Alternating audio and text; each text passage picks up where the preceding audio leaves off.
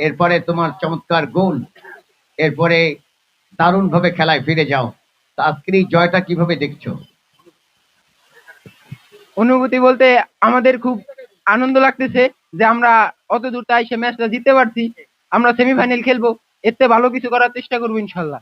এবং কখনো কি মনে হচ্ছিল ম্যাচটা তোমাদের কাছে জিততে যাচ্ছে? না, তো এমন কোনো আমাদের ছিল না, আমাদের আত্মবিশ্বাস ছিল আমরা ম্যাচ জয় হয়ে ফরিদপুর যাব। পেনাল্টি শুট আউট হলো জয়লাভ করবে এমন আত্মবিশ্বাস ছিল? হ্যাঁ, আমরা ওরকম আত্মবিশ্বাস নিয়েই অত দূর এই জায়গা আসছি যে আমরা জয় নিয়ে আমরা যাব। Best of luck. শুভ দর্শক, আমরা এই মুহূর্তে একটু কথা বলতে চাই আলিয়াবাদ ফুটবল ক্লাবের অন্যতম একজন অনার মিস্টার জহিরুল হক জন্টুর সাথে। জন্টু ভাই, আজকে দারুণ একটা জয় লুফে নিলেন এবং সেমিফাইনাল কনফার্ম হয়ে গেল। তো সেমিফাইনালে আমরা আপনাদের কাছ থেকে কি আরো কোনো বড় তকমা দেখতে পারবো কিনা, ভালো খেলোয়াড় দেখতে পারবো কিনা? ধন্যবাদ। এই এত সুন্দর আয়োজন, আসলে এই আমির হোসেন ভাইকে ধন্যবাদ না জানিয়ে পারছি না। ফরিদপুর পক্ষ থেকে এত বড় টুর্নামেন্ট করার জন্য ধন্যবাদ জানাই। এত সুন্দর আয়োজন করেছেন।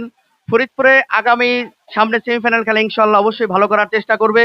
আপনাদের সহযোগিতা থাকলে আপনাদের সুনাম অক্ষুণ্ণ রাখবেন ইনশাল্লাহ। এই টুর্নামেন্টে ভালো কিছু করবো ইনশাল্লাহ ফরিদপুর। এই বলে ধন্যবাদ জানাই টুর্নামেন্ট কর্তৃপক্ষকে, ধন্যবাদ জানাই আমির হোসেন হাওলাদারকে। ভবিষ্যতে আরো ভালো কিছু করবে ইনশাল্লাহ আশাবাদ করি আমি। Thank you very much. আমরা একটু কথা বলবো খালি 8 দলীয় ফুটবল টুর্নামেন্ট 2025। এই টুর্নামেন্ট